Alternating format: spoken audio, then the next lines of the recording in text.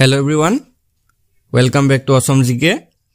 Monokal আজিৰ ভিডিঅ'টোত আমি অসম চৰকাৰৰ আগন্তুক যিকোনো ধৰণৰ প্ৰতিযোগিতামূলক পৰীক্ষাৰ বাবে প্ৰয়োজন হোৱাকৈ কিছুমান অতিকৈ গুৰুত্বপূৰ্ণ প্ৰশ্ন আলোচনা কৰিবলৈ ওলাইছো। এই প্ৰশ্নসমূহ আপোনালোকৰ আগন্তুক পৰীক্ষাৰ বাবে অতিকৈ সহায়ক হ'ব পাৰে। হেহে ভিডিঅ'টো স্কিপ নকৰাকৈ শেষলৈকে চাই থাকক। আজি ভিডিঅ'ৰ প্ৰথম কোৱেশ্চনটো হৈছে which ruler of the Haryang dynasty was called Kunika? হাৰিয়াং বংশৰ কোনজন শাসকক কুনিকা বুলি কোৱা হৈছিল? Correct answer to option B, Ajat Shatru. Monokal, Ajat Shatru Bimbisharar পুত্ৰ আছিল আৰু তেওঁক হাৰিয়াং বংশৰ কুনিকা বুলি কোৱা হৈছিল। Next question to হৈছে 323 BC, where did Alexander the Great die? 323 BC, Great Alexander মৃত্যু ক'ত হৈছিল? ইয়াৰ correct answer to option D, Babylon.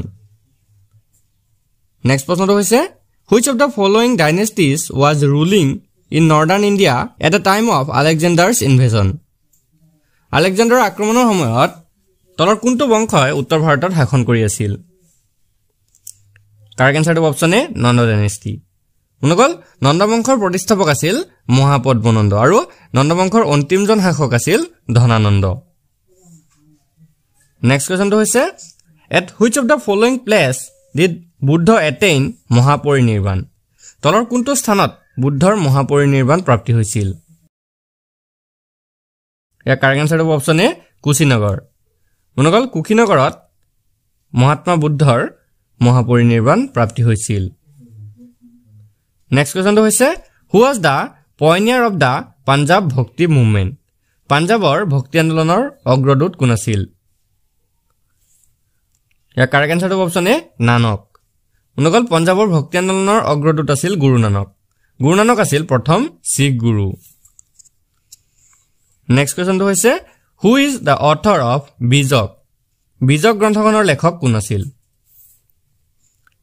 Correct answer to option B, কবিৰ। মনকল বিজক গ্ৰন্থখনৰ লেখক আছিল কবিৰ। নেক্সট কোৱেশ্চনটো হৈছে who among the following was the last Mughal emperor? তলৰ সকলৰ ভিতৰত শেষ মুঘল সম্ৰাট কোনজন আছিল? Correct answer to option C, Bahadur Shah second. মনকল শেষৰজন মুঘল সম্ৰাট আছিল বাহাদুৰ শাহ দ্বিতীয়। নেক্সট প্ৰশ্নটো হৈছে who shifted the capital of the Mughal emperor from the Agra to Delhi? কোনজন মুঘল সাম্ৰাজ্যৰ ৰাজধানী আগ্ৰাৰ পৰা দিল্লীলৈ স্থানান্তৰিত কৰিছিল? Correct answer to option D, Shahjahan. মনকল 1638 চনত শাহজাহানে ৰাজধানী আগ্ৰাৰ পৰা দিল্লীলৈ স্থানান্তৰিত কৰিছিল। Next question to হৈছে what was the name of the port of the Indus civilization? Hindu সভ্যতাৰ বন্দৰটোৰ নাম কি আছিল? ইয়াৰ correct answer to option B, Lothal. Hindu সভ্যতাৰ বন্দৰটোৰ নাম আছিল লোথল। নেক্সট প্ৰশ্নটো হৈছে where did Aryans first settle in India? আৰ্যসকল ভাৰতলৈ আহি প্ৰথমে ক'ত বসতি স্থাপন কৰিছিল? ইয়াৰ correct answer to option C, Punjab. আৰ্যসকলে ভাৰতৰ পাঞ্জাবত প্ৰথম বসতি স্থাপন কৰিছিল। নেক্সট প্ৰশ্নটো হৈছে which dynasty ruled Magad after Nanda dynasty? Nanda বংশৰ পিছত কোন বংশই মগধত শাসন কৰিছিল? ইয়াৰ correct answer to option A, Maurya.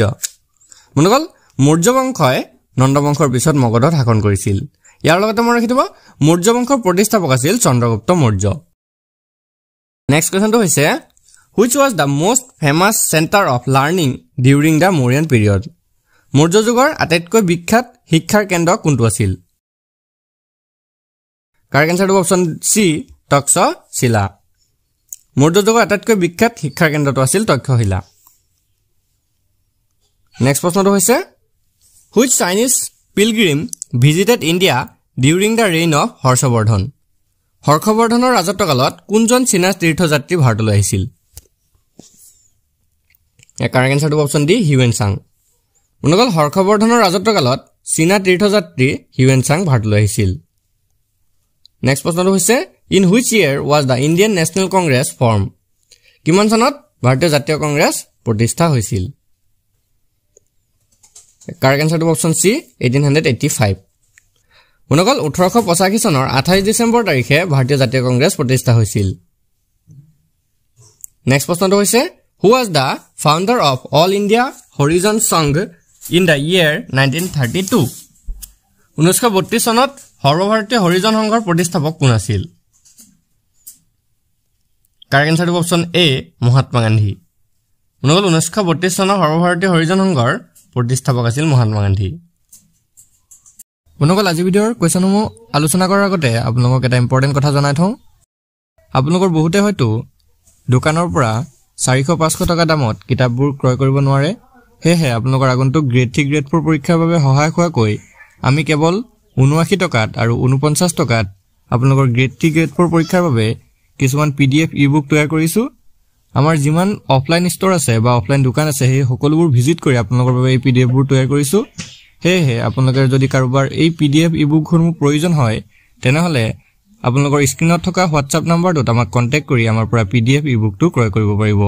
Next প্ৰশ্নটো হৈছে What is the name of the deepest lake in the world? পৃথিৱীৰ আটাইতকৈ গভীৰ হ্ৰদটোৰ নাম কি? কাৰেক্ট আনসাৰ হ'ব অপচন সি বৈকাল হ্ৰদ। নেক্সট প্ৰশ্নটো হৈছে Who was the first Ahom emperor to assume the Hindu title Swarganarayan? Swarganarayan উপাধি গ্ৰহণ কৰা প্ৰথম আহোম সম্ৰাট কোন আছিল? ইয়াৰ কাৰেক্ট আনসাৰ হ'ব অপচন ডি চুহুংমুং।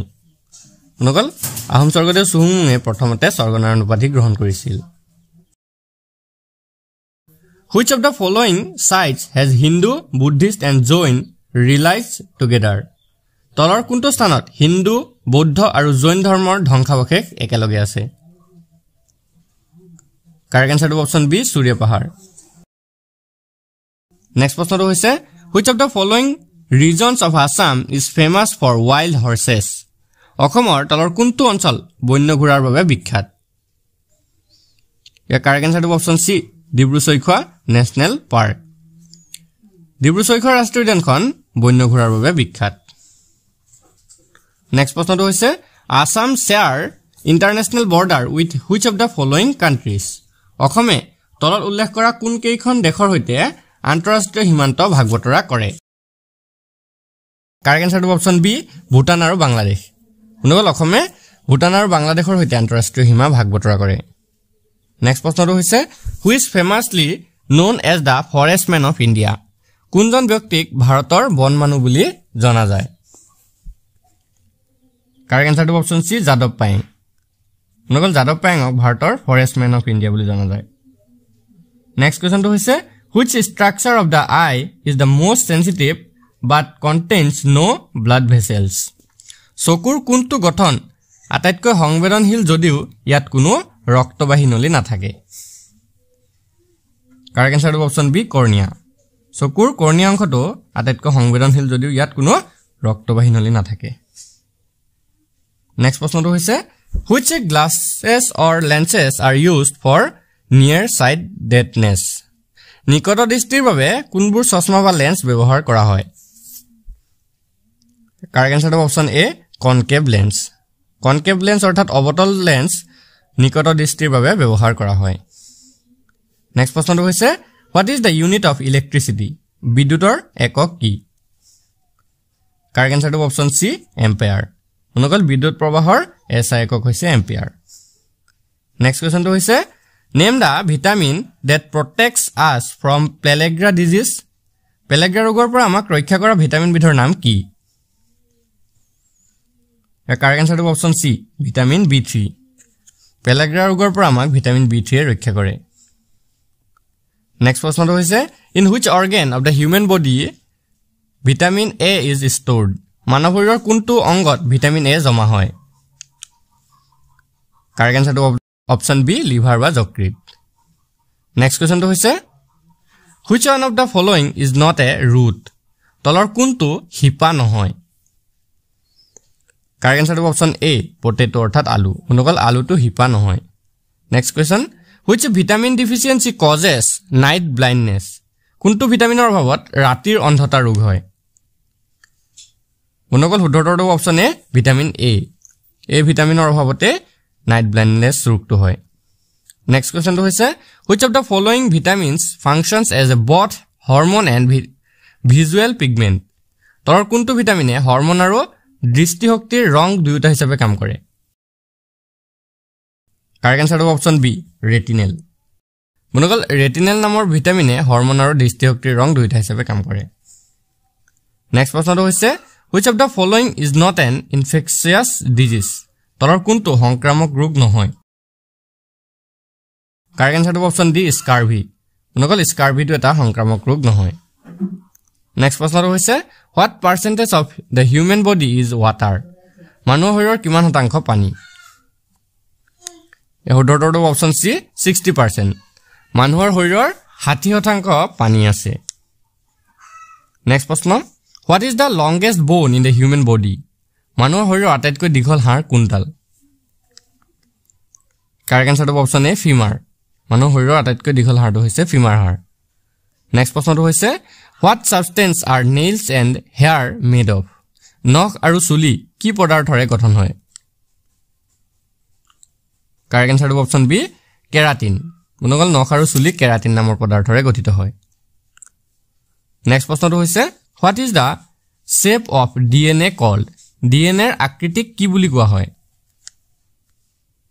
ইয়াৰ কাৰেক্ট আনসাৰটো option C double helix DNA এৰ আকৃতিক ডাবল হেলিক্স বুলি কোৱা হয় next question Kabul is the capital of which country Kabul কোন দেশৰ ৰাজধানী ইয়াৰ কাৰেক্ট আনসাৰটো অপচন সি আফগানিস্তান বন্ধুসকল কাবুল হৈছে আফগানিস্তানৰ ৰাজধানী নেক্সট কোৱেশ্চনটো হৈছে where is Lake Baikal located বৈকাল হ্ৰদ ক'ত অৱস্থিত কাৰেক্ট আনসাৰটো অপচন ডি ৰাছিয়া বন্ধুসকল ৰাছিয়াত বৈকাল হ্ৰদ অৱস্থিত নেক্সট কোৱেশ্চনটো হৈছে the Todas are a tribe of which state তোদাসকল কোন ৰাজ্যৰ জনজাতি